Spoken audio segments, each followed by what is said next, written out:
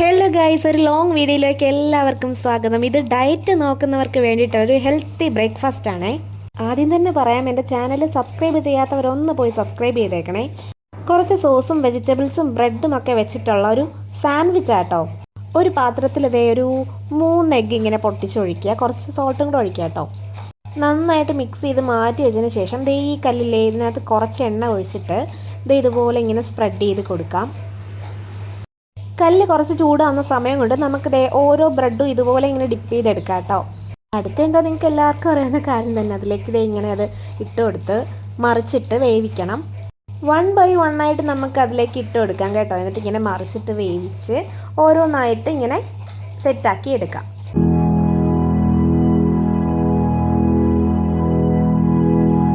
എല്ലാവരും ഈ ഐറ്റം ഒന്ന് ഉണ്ടാക്കി നോക്കിയിട്ട് കമൻറ്റ് ഇടാൻ മറക്കല്ലേ. ഇതേ അപ്പോൾ ഇത്രയും സ്ലൈസ് ബ്രെഡ് നമ്മളിങ്ങനെ റെഡിയാക്കി വെച്ചിട്ടുണ്ട്.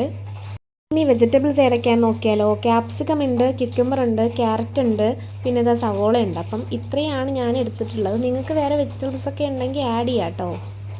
ഇനിയാണ് നമ്മുടെ മെയിൻ പരിപാടി. വളരെ ഈസിയാണ്. ഓരോ സ്ലൈസ് എടുക്കുക, കുറച്ച് കെച്ചപ്പ് കൂടെ എടുക്കുക, ഓരോ സ്ലൈസ് ബ്രെഡ് എടുക്കുക. എന്നിട്ട് എന്താ, നമ്മൾ അരിഞ്ഞ് വെച്ചിരുന്ന വെജിറ്റബിൾസ് അതിനകത്തിട്ട് ഇങ്ങനെ ഒന്ന് ഫില്ല് ചെയ്ത് കൊടുക്കുക.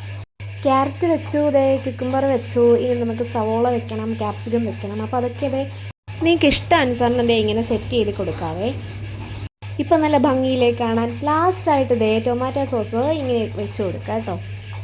ഇനി വേറൊരു സ്ലൈസ് എടുത്ത് അതിലേക്ക് ഇങ്ങനെ പൊതിഞ്ഞ് ഇങ്ങനെ വെക്കുക. നമ്മുടെ സാൻഡ്വിച്ച് റെഡി.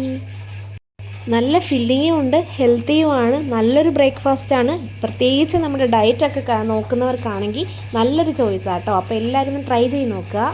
ഉറപ്പായിട്ടും ഫീഡ്ബാക്കും പറയാം. അപ്പോൾ ചാനൽ കൂടെ സബ്സ്ക്രൈബ് ചെയ്തേക്കണേ. താങ്ക്